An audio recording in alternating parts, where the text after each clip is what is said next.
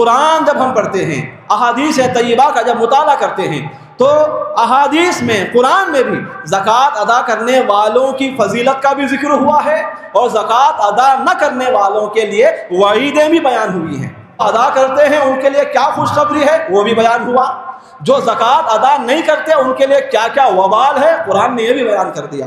تو قرآن کا یہ بیان کر دینا ہی زکوٰۃ کی اہمیت کو اجاگر کرتا ہے۔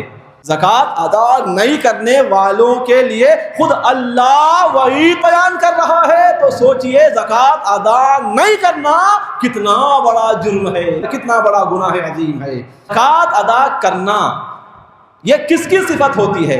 زکوٰۃ ادا کرنے کی جو عادت ہوتی ہے یہ کس کی ہوتی ہے؟ یہ قرآن جس کو اللہ نے نازل فرمایا، نازل فرمانے کے بعد اعلان کر رہا ہے ھدی للمتقین، یہ قرآن پرہیزگاروں کے لیے ہدایت ہے۔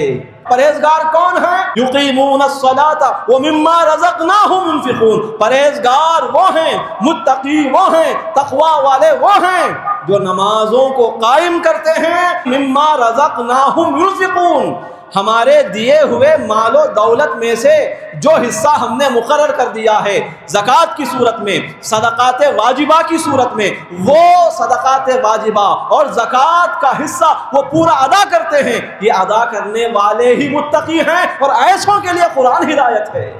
کتنی بڑی خوشخبری سنایا مولا نے۔ تو کیا کہہ رہا ہے؟ زکوٰۃ اچھے طریقے سے مکمل ادا کر دینے والے گویا کہ حقیقت میں اللہ کی نظروں میں تقوی والے ہیں، پرہیزگار ہیں۔ جو اللہ کی نظروں کا پرہیزگار ہو، اب اس کا کیا مقام ہے یہ آپ سوچ سکتے ہیں۔ زکوٰۃ ادا کرنے سے ہوتا کیا ہے؟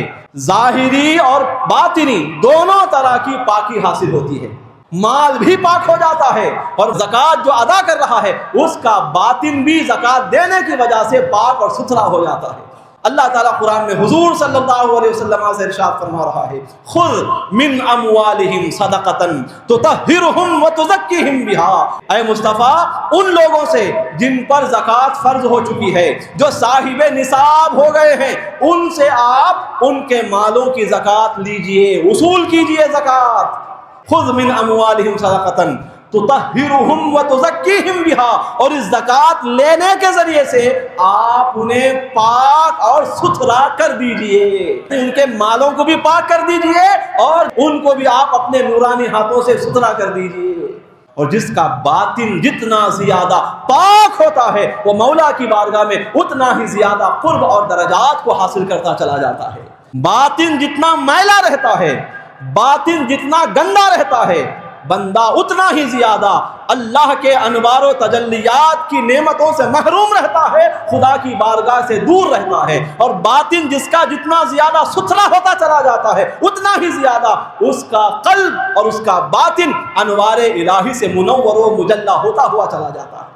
ایک مسلمان ہونے کی حیثیت سے ہماری زیادہ تر توجہ ہمارے باطن کی صفائی کی طرف ہونی چاہیے، اور حضور اکرم علیہ السلام کو بھیجے جانے کے جو مقاصد ہیں ان مقصدوں میں سے ایک مقصد یہ بھی ہے وَيُزَكِّيهِمْ، کہ مصطفیٰ کو اس لیے بھیجا جا رہا ہے کہ یہ لوگوں کو اچھی طرح پاک کر کے رب کے انوار و تجلیات کا حامل بننے کے قابل بنا دیتے ہیں۔ زکوٰۃ کی ادائیگی سے بندے کا ظاہر و باطن اور اس کا مال بھی پاک اور ستھرا ہو جاتا ہے۔ قرآن میں اللہ فرما رہا ہے قد افلح المؤمنون، بے شک مومن کامیاب ہو گئے، ایمان والے کامیاب ہو گئے، فلاح پا گئے۔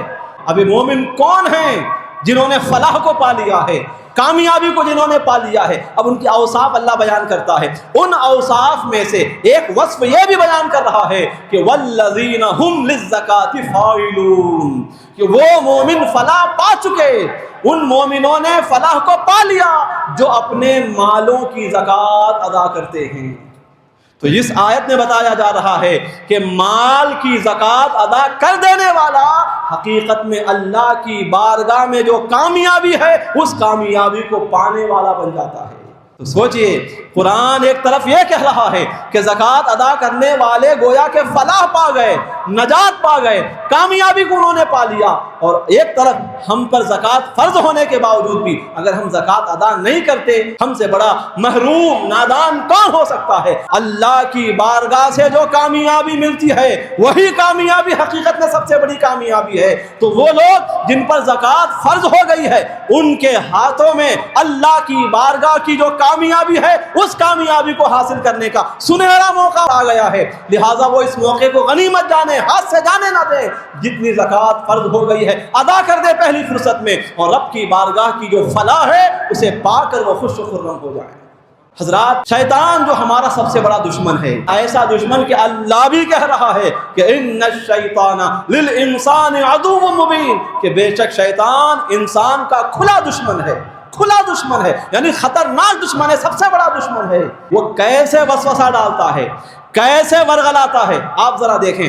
قرآن میں مولا تعالیٰ فرما رہا ہے الشیطان یعدکم الفقر ویأمرکم بالفحشاء، یہ اللہ کا فضل ہے ہم پر، اللہ کا کرم ہے کہ شیطان کس کس رنگ میں آ کر کس کس طرح بندوں کو ورغلاتا ہے، مولا نے وہ بھی بیان کر دیا۔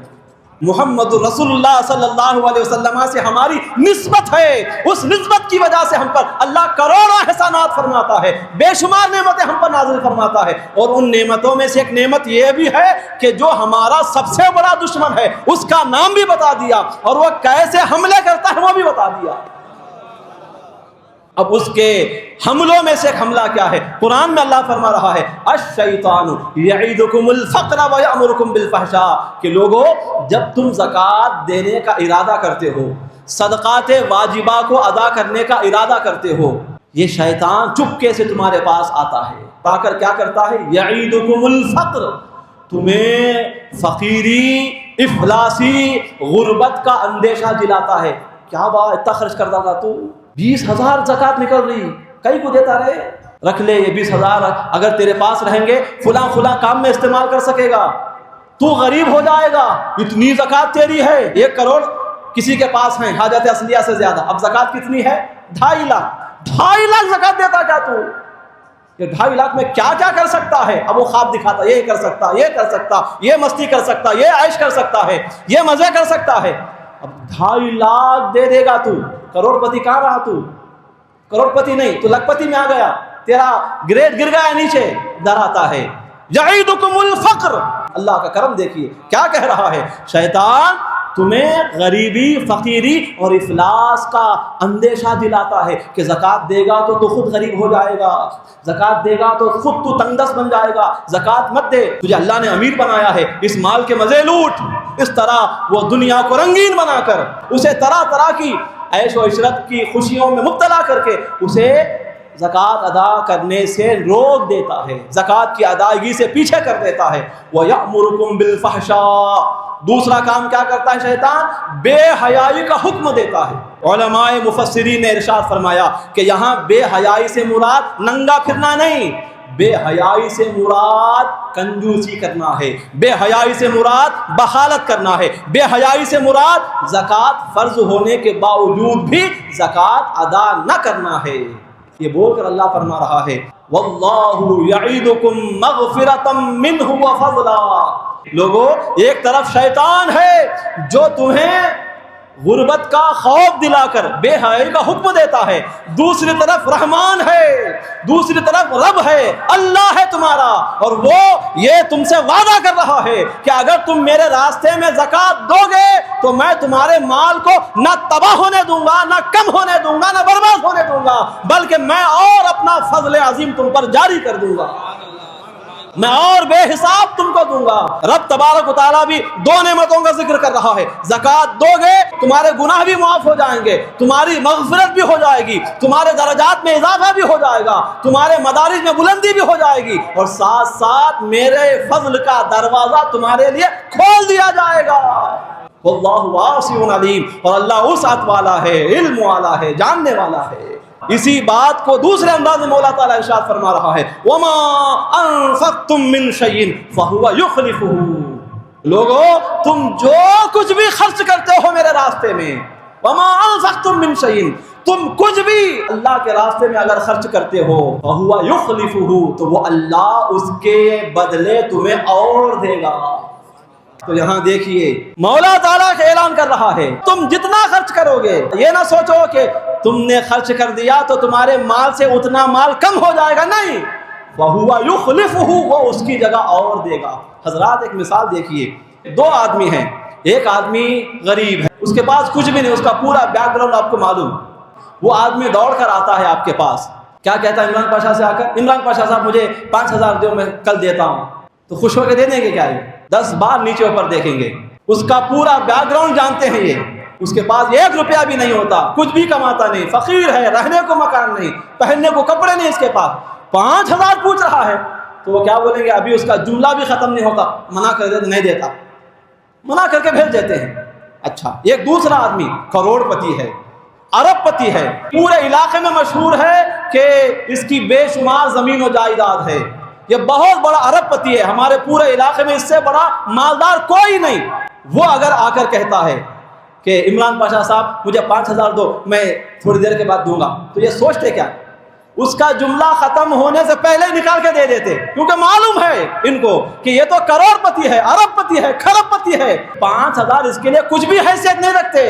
اسے خوش کرنے کے لیے کیا کرتے؟ فوراً نکال کر، اتنا بڑا مالدار مجھ سے پوچھ رہا، بول کے خوش ہو کے دے دیتے ہیں، اس یقین کے ساتھ دیتے ہیں کہ یہ ضرور مجھے لوٹائے گا، بلا تشبیہ بلا تمثیل کے۔ اگر کچھ بھی خرچ کرتے ہو تو اس کی جگہ پر میں اور تمہیں عطا کروں گا۔ یہ کون کہہ رہا ہے؟ وہ کہہ رہا ہے جس کی ملک میں 7 آسمان ہیں، جس کی ملک میں 7 زمینیں ہیں، جو سورج کا بھی مالک ہے، چاند کا بھی مالک ہے، انبیاء کا بھی مالک ہے، رسولوں کا بھی مالک ہے، اس کی ملکیت سے ذرہ بھی باہر نہیں ہے۔ کوئی بھی چیز ذرہ برابر بھی وجود رکھتی ہے تو وہ اس وجود رکھنے والی چیز کا مالک ہے۔ وہ کہہ رہا ہے کہ دو میں تمہیں اور دوں گا، خرچ کرو میں تمہیں اور دوں گا۔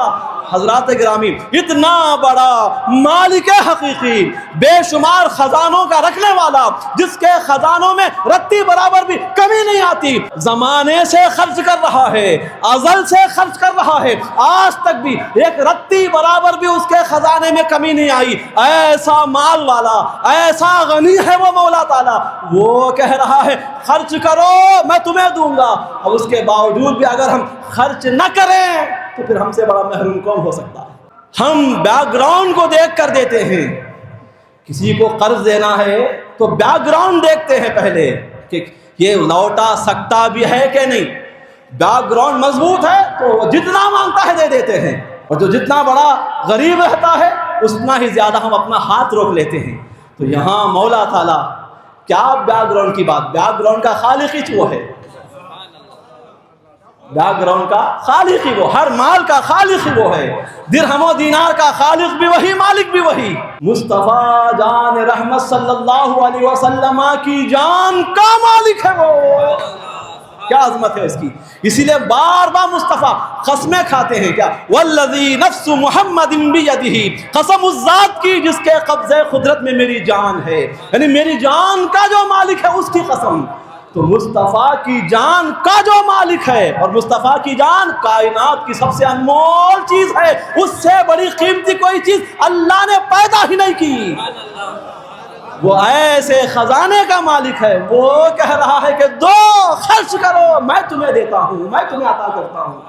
اس کے باوجود بھی اگر ہم نہیں دیتے یہ سوچ کر کہ دوں گا تو کم ہو جائے گا، تو پھر یہ ہماری نادانی ہے، بے وقوفی ہے۔